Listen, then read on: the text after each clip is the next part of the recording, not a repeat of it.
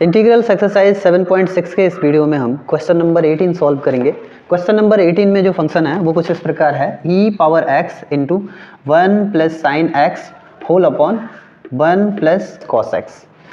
इसको सॉल्व करने के लिए सबसे पहले हमें ये जो ट्रिग्नोमेट्रिक फंक्शन वाला पार्ट है इसको हमें सॉल्व करके और कुछ ऐसे फॉर्म में चेंज करना पड़ेगा ताकि हम इसका इंटीग्रल कर पाएँ। और एक्सपोनेंशियल वाले को अभी ऐसे ही रखते हैं। तो सबसे पहले इसको सॉल्व कर लेते हैं। लिखेंगे 1 plus sine x whole upon 1 plus cos x is equal to, यहाँ हम 1 को sine square x upon 2 plus cos square x upon 2 में कन्वर्ट कर लेंगे और प्लस साइन को 2 sign x upon 2 into cos x upon 2 में कन्वर्ट कर लेंगे। ठीक है, क्योंकि हम ये जानते हैं 1 का मतलब होता है sine square theta plus cos square theta. Theta का मतलब कोई एक ही कोण होना चाहिए, जैसे यहाँ एक्स अपॉन 2 है तो यहाँ भी एक्स अपॉन 2 है, तो ये हुआ ना sine square theta plus cos square theta. तो 1 को इसमें हमने कन्वर्ट कर लिया हुआ है और साइन एक्स को हम साइन 2a वाले फॉर्मूले पे कन्वर्ट कर लिए हुए हैं। Sign 2a is equal to होता है 2 sine a into cos a। तो यहाँ हमने x को 2x अपॉन 2a में कन्वर्ट कर लिया हुआ है और यहाँ इसको एक्सपेंड कर दिया हुआ है। अब इसका जो डेनोमिनेटर है, अब चूँकि ऊपर के जितने भी एंगल हैं, ऊपर ट्रिग्नोमेट्रिक रेशियो में जिन भी एंगल के साथ ट्रिग्नोमेट्रिक रेशियो हैं वो सब सबके एंगल हाफ हैं, हाफ एक्स हैं। तो यहाँ भी हम इसको हाफ एक्स में कन्वर्ट करेंगे। 1 plus cos x is equal to होता है 2 cos square half x.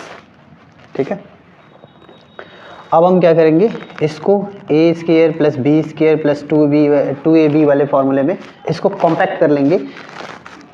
Compact form में लिख लेंगे, इसको लिख सकते हैं sine x upon 2 plus cos x upon 2 whole power 2 और यहाँ हाफ है ये, तो पहले हाफ यहाँ लिख लीजिए और कॉस स्क्वायर एक्स अपॉन 2। अब दोनों में जो स्क्वायर है, दोनों के स्क्वायर को एक जगह लिख लेंगे और डेनोमिनेटर का डिस्ट्रीब्यूशन कर लेंगे। तो यहाँ होगा half into sine x upon 2 upon cos x upon 2 और plus cos x upon 2 upon cos x upon 2 whole power 2। हमने किया क्या है, यहाँ ये पावर 2 और ये पावर 2 होल पावर 2 लिख लिया हुआ है, क्योंकि हम ये जानते हैं A square upon B square is equal to A upon B whole power 2। ऐसा कर सकते हैं हम। बात केवल स्क्वायर के लिए नहीं है, अगर यहाँ पावर n होता है, यहाँ पावर मतलब पावर सेम होता तो हम ऐसा लिख सकते। उसी फॉर्मूले पे हमने इंडेक्स के उसी फॉर्मूले पे हमने इसको ऐसा, उसी फॉर्मूले की सहायता से हेल्प से हमने ऐसा किया हुआ है। और डेनोमिनेटर कॉस एक्स अपॉन 2 बच जाता है स्क्वायर को वहाँ लिख लेने पे, तो ये इसका भी है और इसका भी है। डिस्ट्रीब्यूशन कर लेते हैं। डिस्ट्रीब्यूशन करेंगे तो sign x upon 2 upon cos x upon 2 का वैल्यू जो होगा वो होगा tan x अपॉन 2 के इक्वल।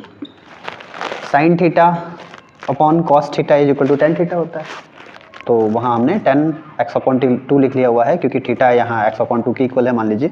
प्लस यहाँ हम देख रहे हैं cos x upon 2 upon cos x upon 2, तो ये कैंसिल हो जाएगा, यहाँ 1 बचेगा। अब यहाँ होल स्क्वायर। अब इसको आगे सॉल्व करते हैं। आगे इसको फिर से हम a प्लस बी के होल स्क्वायर वाले फॉर्मूले पे एक्सपेंड करेंगे, तो ये होगा tan square x upon 2 plus 1 square plus 2 tan x upon 2। तो जब यहाँ हम a प्लस बी के होल स्क्वायर पे इसको एक्सपेंड करेंगे तो ये होगा tan square x upon 2 plus 1 square मतलब a square plus b square और प्लस 2ab मतलब 2 tan x अपॉन 2 इंटू 1 होगा, तो 1 से कोई मतलब है नहीं मल्टीप्लाई में। प्रोडक्ट के रूप में 1 का कोई महत्व नहीं होता है और जब ज़रूरत हो तो बहुत महत्व होता है।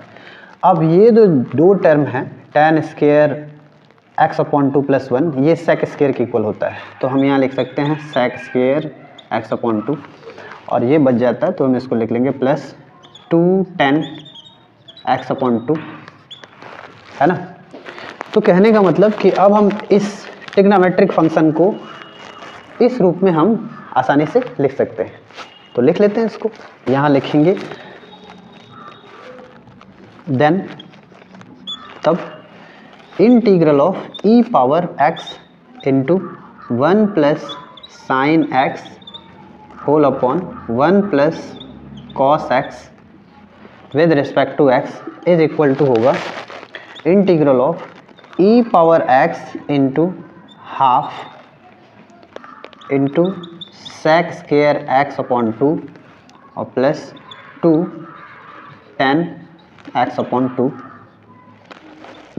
With respect to x. अब हम हाफ का मल्टीप्लाई यहाँ दोनों में कर लेते हैं, है ना।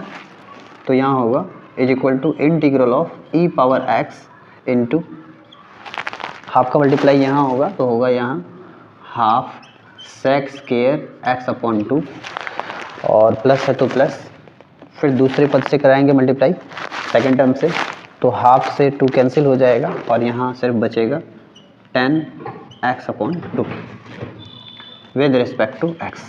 अब हम इस फंक्शन पर नोटिस करते हैं, दोनों ही फंक्शनों पे, और नोटिस इसलिए कर रहे हैं क्योंकि इसके गुणांक में ई पावर एक्स है, मतलब एक फंक्शन इससे गुणा के रूप में ई पावर एक्स है। अगर इनमें से कोई एक फंक्शन दूसरे फंक्शन के डिफरेंशियल के बराबर है तो फिर यहाँ एक फॉर्मूला अप्लाई कर लेंगे। वो फॉर्मूला अप्लाई करने से होगा ये कि हमें 2 बार दोनों पदों का अलग अलग इंटीग्रल निकालने से हम बच जाएंगे। इसमें हम देख लेते हैं, क्योंकि हम ये जानते हैं कि differential of 10 x upon 2 is equal to होता है half sec square x upon 2, इतना होता है। यानी अगर हम इसको फंक्शन एफ ऑफ एक्स माने, ठीक है, तो इसका जो डिफरेंशियल होगा वो इसके इक्वल होगा।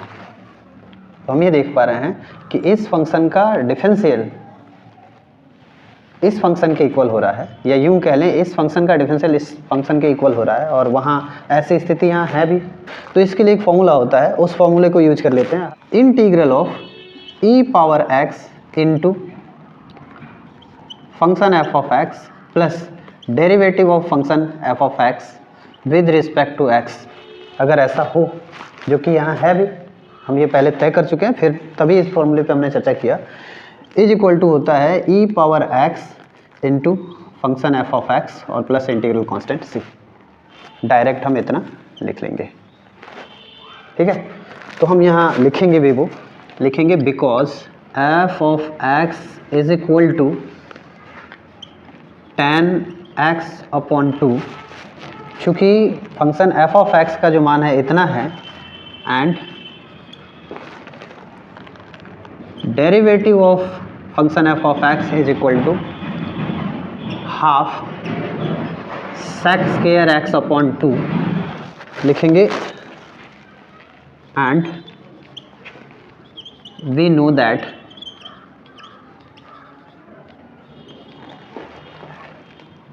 Integral of e power x into function f of x plus derivative of function f of x with respect to x is equal to e power x into function f of x plus C, ठीक है।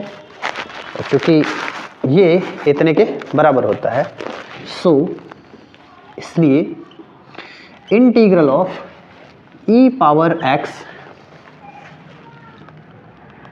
Into 10 x upon 2 plus half sec square x upon 2 with respect to x is equal to e power x into 10 x upon 2 plus integral constant C, ठीक है। तो ये हमारा integral value इसका हुआ। अब ये किसके इक्वल है, इसको हम पीछे की तरफ जाते हैं, देखते हैं। ये इक्वल है इतने के, है ना। लिखेंगे hence integral of e power x into 1 plus sine x whole upon 1 plus cos x with respect to x is equal to कितना होगा, e power x into 10 x upon 2 plus integral constant c, यानी कि इसका integral इसके बराबर होगा।